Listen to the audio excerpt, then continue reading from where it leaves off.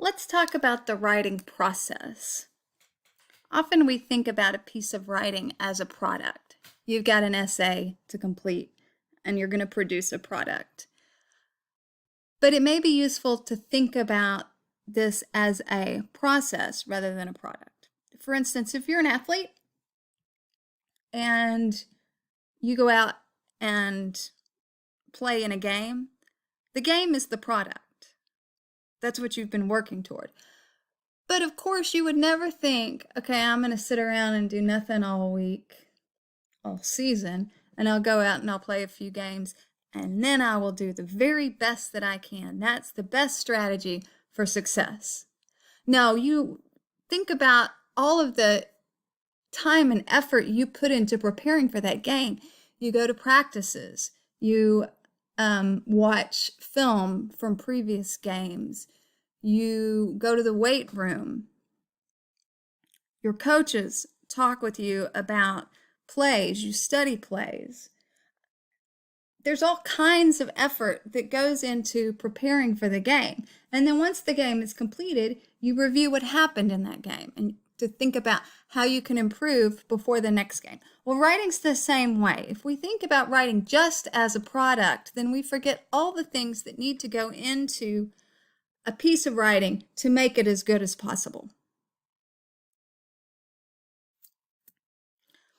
So when we talk about the writing process, we're talking about all the activities that you do between the beginning, when we're going to consider the beginning to be the assignment, when you get the assignment, and the end, when you turn it in. And most of those activities can fall into one of these four categories: planning or pre-writing, drafting or writing, revision, and proofreading and editing. When we think about this process, we don't want to think about it as step 1, step 2, step 3, and step 4. You don't sit down and do some planning and you're done. And then you go on to drafting or writing, and then you're done. And then you revise and you're done and edit and proofread. If you'll notice from this graphic, we see it as a recursive process. You move back and forth through these steps in more of a circular fashion than a linear fashion. You may spend some time planning an essay and then you start to write, and in the process of writing, you come up with a whole new idea you didn't anticipate. And so you need to go back and plan a little bit. Maybe do some outside reading on that topic. Maybe think about how you're going to develop it. And then you go back to writing. And as you're reading over what you've written, you may realize that you need to develop one area a little bit more, and that's revision. So you go back and you add some more information in. So we move back and forth through all these steps throughout the writing process.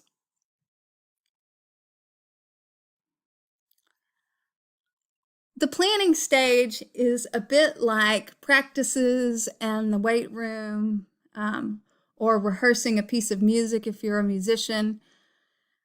And it means thinking about what we're going to include.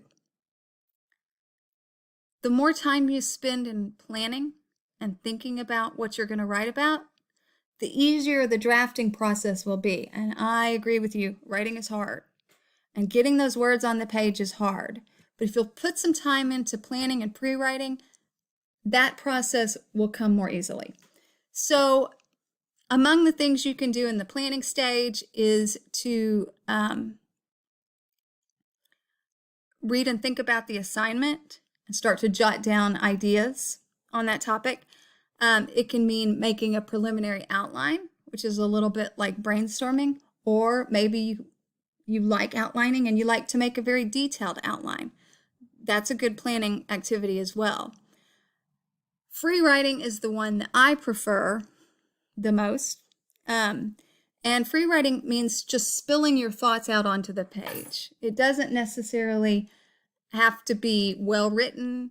I don't worry about grammar or typos or anything like that. I'm just sort of thinking out loud on paper, getting ideas out, and then I have something to go back to see where my thinking was during that process. Planning can also include reading, especially if you have to use outside sources. And it can involve talking to a classmate or your professor about your ideas. Drafting is hard, like I said. Getting the words on the page are difficult. But just like in your sport, the time you spend in a game is not nearly as much time as you spend in planning for that game. And drafting should really take the least amount of time, especially if you're allowing yourself time to do planning and revising. The draft does not have to be perfect. Rarely is a first draft ever going to be perfect. If you will allow yourself just to write and come back to that writing later, it takes a lot of pressure off you as you sit there staring at that blank screen, trying to come up with all the right words to say exactly what you want to say. You can always come back to that in the revision process and make it better. Revision is not editing. We're not just fixing typos and incomplete sentences. Revision involves making big adjustments, making big changes to your paper. It can involve reorganizing ideas so that they flow better. It can involve making connections that weren't made clearly or explicitly in your paper. It might mean adding more support where it's needed, or it might mean simplifying or clarifying ideas that weren't articulated as well as you thought when you were writing your first draft. There is a saying that there are no good writers, there are only good revisers, because revision, every experienced writer spends time with revision, significant time with revision, but revision is where a draft gets good. Most of us are not good writers. Most of us are good revisers.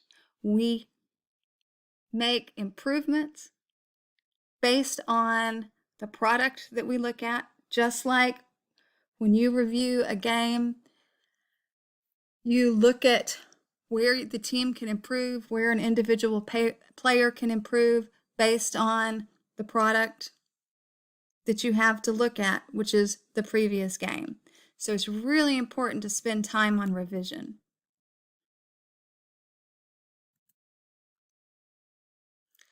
The last stage is going to be proofreading carefully. Carefully is an important word there.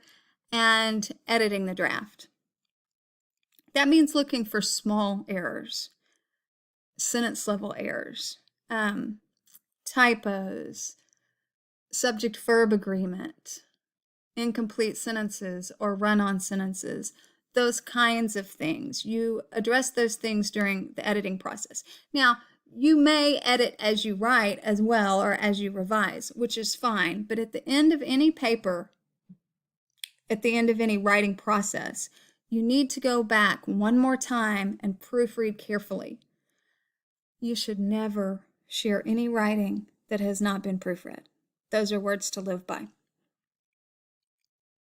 One of the things that can really help you in the proofreading process is to read the paper out loud. When we read out loud, it slows us down and we're better able to see errors that we might overlook.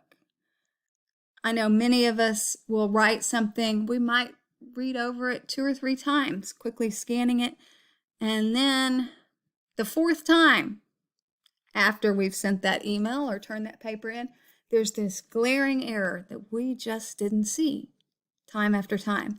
So reading out loud will slow you down. It'll help you to find those errors.